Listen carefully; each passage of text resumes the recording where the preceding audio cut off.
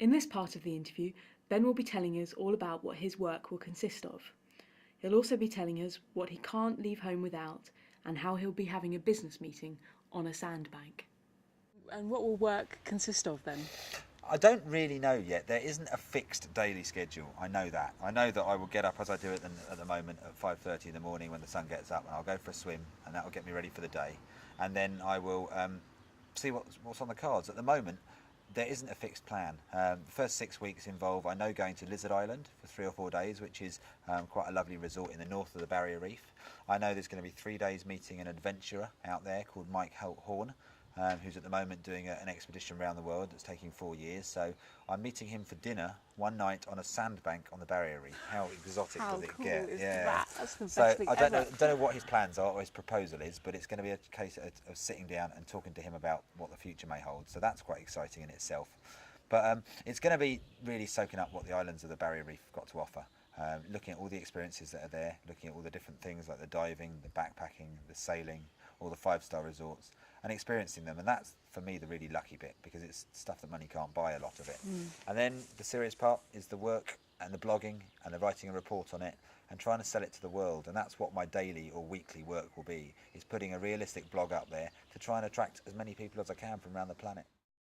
So are you going to talk about just what you're up to day to day on the blog, or are you going to sort of try and woo people in with extraordinary methods? I've got 2 blogs that I'll be running. I've got my official Tourism Queensland one, which will be the sales pitch and this is how amazing it is, and this is how it sells it to the world. And then I'm going to be running my own blog as well, and that one will be more about my experiences, how much media there is going on, how much pressure there is, and the sort of the realistic, the sort of my side approach to it as opposed to the Tourism Queensland's approach to it. So there'll be 2 to do. So there'll be a lot of typing in the evenings. I will enjoy the sunset, I think, every so often, and a good barbecue. Yeah. But there's going to be still quite a lot of work. I'm still Yeah. not anticipating it's going to be quite as relaxing as some people have put it together as being. Are you sort of taking anything bizarre with you that you can't live without, that has to go to Australia, or because obviously you can't take the I can't take my Africa Land van, Rover with me, no. I always take a Leatherman wherever I go. Leatherman? Yeah, you know, a multi-tool thing. It's Oh. the most boring thing that people say, but it is the most useful thing in the world because it fixes this or it repairs that. So like a that penknife kind of yeah, thing. exactly. That Yeah. goes with me wherever I go, and it is pretty bland and boring. Yeah, nothing. You're not taking. There's nothing you can't live without, like a childhood book or a picture of your house here or anything like that. My family are coming out to visit Are they? quite often. Yeah, Oh, Mum and cool. Dad are sitting inside at the moment booking their flights.